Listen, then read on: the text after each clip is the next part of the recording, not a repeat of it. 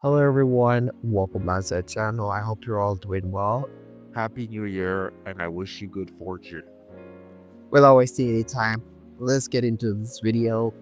Okay, so today I want to talk about something that's been a part of fandom culture forever, but almost never gets talked about. Okay, people do talk about it here and there, but I want to talk about it too. Specifically, the problem with shipping and the shipping community. Now, before anyone gets defensive, let me make one thing very clear and upfront. Shipping itself is not bad. At least I don't think it's evil or the worst thing you can do as a fan. For anyone who doesn't know, shipping is when you like two characters in which they get together romantically. You enjoy their dynamic, their chemistry, and the way they talk to each other and how they interact. And you think, yeah, these two would definitely make a great couple together. And honestly, everyone has done this. Anime fans, cartoon fans, movie fans, and even game fans, and even the people who swear all their lives they don't care about ships have done it. We've all had that moment where we thought character A made more sense with character B than the canon choice. Maybe they had better chemistry, maybe their conversations felt more natural, and maybe they actually understood each other. That's normal. That's harmless. That's fandom. And I'll even be honest, I have ships too. There are characters I liked together and hope they become canon. Some did, some didn't, and when they didn't, that was that. That was the end of it. I didn't rage, I didn't harass anyone, I didn't send threats to creators or actors. I just moved on. And that's the difference, because the issue isn't shipping. The issue is when people take it too far. At some point, shipping stops being I like these two together and turns into an obsession, entitlement, and toxicity. The moment someone disagrees with the ship, the moment someone says, I don't think that makes sense for the story, the moment the canon goes in a different direction, some people completely lose it. And that's where the toxic shipper appears. A normal shipper watches a show, likes a pairing, and enjoys it quietly. If a ship happens, they're happy. If it doesn't, they shrug and they move on. A toxic shipper, on the other hand, builds their entire identity around that one ship. They make accounts dedicated to it. They name themselves after it. They create entire online spaces around it. The moment anyone disagrees, they harass, they bully, they dogpile, they attack creators, actors, writers, and other fans. At that point, it's no longer about enjoying a story, it's about forcing a narrative. What makes it worse is that a lot of ships ignore context completely. Characters don't need shared trauma, meaningful bonds, or mutual respect, or even narrative buildup.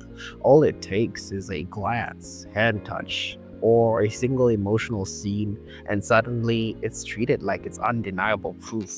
But stories don't work like that. Shipping should have some grounding, chemistry, connection, shared development, not just the vibes and projection.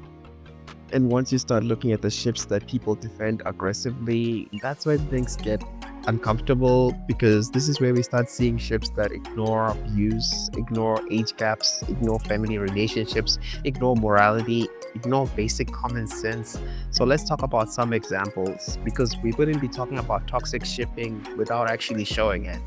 Let's start with one that always makes people pause. Batman X Joker. Yes, that is a real ship, and I will never understand it. You're shipping a hero with his literal arch enemy. A man who has murdered countless people, psychologically tortured him for years, and destroyed his life in every way imaginable. This isn't enemies to lovers, this is abuse and trauma and violence. And yet people will look at that history and say, I can see them making it work. Like, really? Like, you can ship Batman with literally anyone else, but shipping him with a person who ruined his life, that's not chemistry. That's ignoring the entire story. Now, let's talk about Miraculous Ladybug, because this fandom deserves its own chapter. One of the most disgusting ships I've ever seen coming out of this fandom is Gabriel x Marinette. Let's break that down quickly. Gabriel is in his 40s. Marinette is literally a 14-year-old. He's a super villain. He's an abusive parent. He's a man who terrorized Paris repeatedly. And she also likes his son. This is where I say it clearly. Some shippers have no bars. If it can be shipped, it will be shipped. Morally, age, and context be damned. And it doesn't stop there. You've got Clonette and Lilanette, ships involving characters who've actively bullied and manipulated Marinette for years. Well, it's not the same with Lila. She didn't bully Marinette for years. Chloe was the one who did that.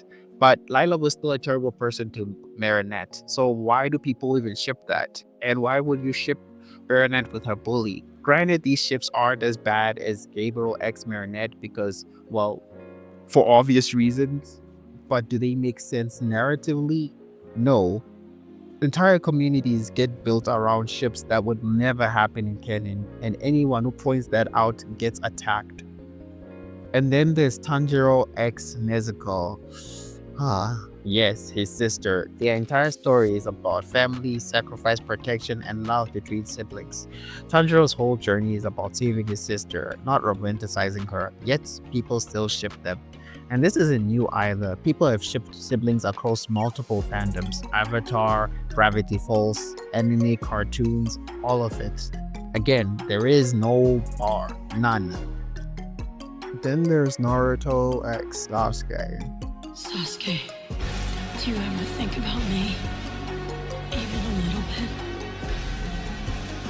bit? You talk about Sasuke like you own him, especially in front of me. You know what? Y'all got it. I can't even say anything about it because there's mountains of evidence for this shit. Because like this one is one of those ones I feel like would have been canon in an alternative universe because Naruto and Sasuke's relationship goes deep. We have Naruto in his pillows thinking about Sasuke. Naruto's whole journey was to get Sasuke back. And then he proceeds to have a heart attack just because they told him that, yeah, they might have to kill Sasuke. Like, there's just too much. And it's not only just Naruto, there's also Sasuke on this ship. Like, this is not a Naruto one-way ship, it's a both-way. These guys literally would have been together if the show allowed it. For in another universe, these guys were brought together. So yeah, I can't even say anything. I'm not saying there's no toxic Naruto x Toxicshippers, but y'all got it. This ship might as well be canon as far as I'm concerned. We've reached the part of the video that pains me the most. We have to talk about them.